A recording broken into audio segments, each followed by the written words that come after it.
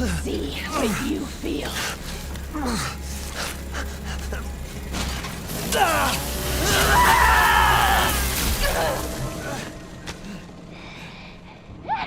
Man, Resident Evil 7, one hellacious and crazy game. In this video, we're going to go over 10 tips to help you survive Resident Evil 7.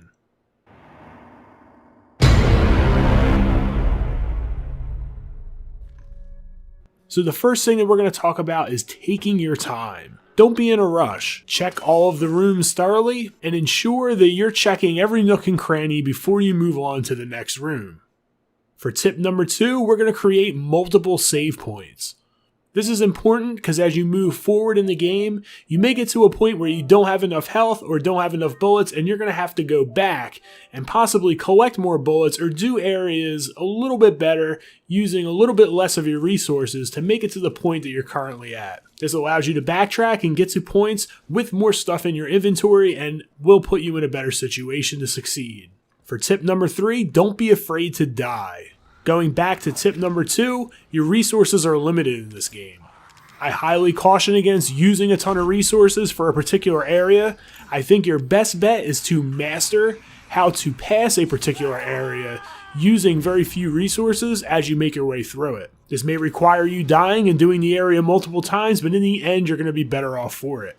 For tip number 4, close the doors. Most of the enemies in this game are simply stupid. If you can maneuver yourself past them, go through a door, and then close it behind you, typically they're not going to be able to get through it.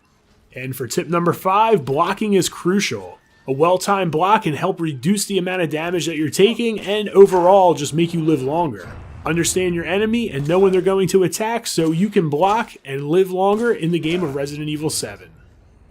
Ah, my favorite, brains over brawn. What this means is, don't just go into a room firing away at multiple zombies or creatures. Use your head. Sometimes it's better and easier for you to maneuver yourself through an area without using bullets and then barricading yourself into a safe zone. The less bullets that you need to use for a particular area, the better. Also, use your map. Your map is vital in this game and is crucially important.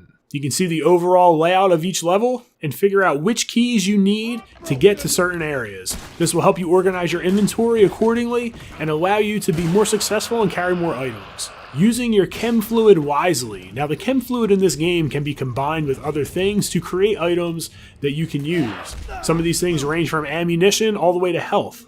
The Chem fluid in this game is a bit limited, so make sure you utilize it based off the resources that you currently have and the objectives that you face in the near future. And tip number 9, check your to-do list. You can check out your to-do list by going into your inventory and checking out the left side of the screen.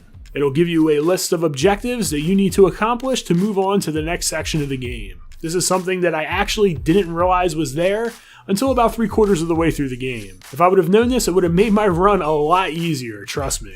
And the last tip, number 10, read all of the tips on the loading screen. The tips on the loading screen will help you in many different ways and help you pass certain bosses as well as difficult areas in the game. It'll also give you general tips for being successful in Resident Evil 7.